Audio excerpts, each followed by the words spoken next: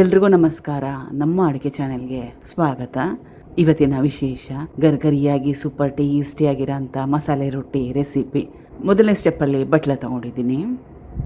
1/4 kg ಅಕ್ಕಿ ಹಿಟ್ಟು ಇಷ್ಟ ಇಲ್ಲ ಅಂದರೆ ಇದಕ್ಕೆ ಬದಲಾಗಿ ಜೋಳದ ಹಿಟ್ಟು, ರಾಗಿ ಹಿಟ್ಟು, ಬಾಜ್ರದ ಹಿಟ್ಟು, ನಿಮಗೆ ಯಾವ ಹಿಟ್ಟು ಇಷ್ಟ ಆ ಹಿಟ್ಟನ್ನ ಉಪಯೋಗ ಮಾಡ್ಬೋದು.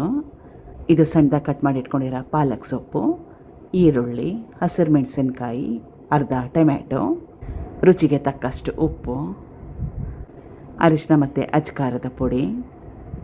ಸ್ಟಾರ್ಟಿಂಗಲ್ಲೇ ನೀರನ್ನ ಹಾಕೊಳ್ಳೋದು ಬೇಡ, ಹಾಗೆ ಚೆನ್ನಾಗಿ ಕೈ ಆಡಿಸ್ಕೊಂಡ್ರೆ ಒಳ್ಳೆಯದು. ಈಗ ಸ್ವಲ್ಪ ನೀರನ್ನ ಹಾಕ್ಕೊಳ್ತಾ ರೊಟ್ಟಿ ಹಿಟ್ಟನ್ನು ಕಲಿಸ್ಕೊಳ್ತೀವಲ್ಲ ಆ ಹದದಲ್ಲಿ ಕಲಿಸ್ಕೋಬೇಕು. ತೀರನೇ ಜಾಸ್ತಿ ಗಟ್ಟಿಯಾಗೂ ಕಲಿಸ್ಕೊಳಕ್ಕೆ ಹೋಗ್ಬೇಡಿ. ಗಟ್ಟಿಯಾಗಿ ಕಲಿಸ್ಕೊಂಡ್ರೆ ರೊಟ್ಟಿ ಗಟ್ಟಿ ಬರುತ್ತೆ. ಸ್ವಲ್ಪ ಮೀಡಿಯಮ್ ಹದದಲ್ಲಿ ಇರಲಿ.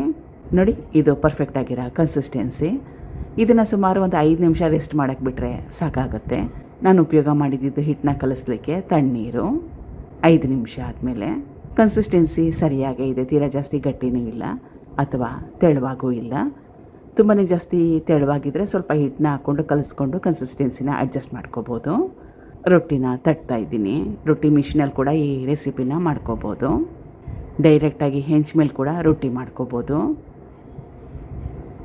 2 ಕಡೆ ಚೆನ್ನಾಗಿ ಬೇಯಿಸ್ಕೋಬೇಕು. ಇದು ಸೂಪರ್ ಈಸಿಯಾಗಿರೋ ಅಂಥ ರೆಸಿಪಿ. ಒಂದು ಸಲ ಟ್ರೈ ಮಾಡಿ. Thank you for watching. ಧನ್ಯವಾದಗಳು.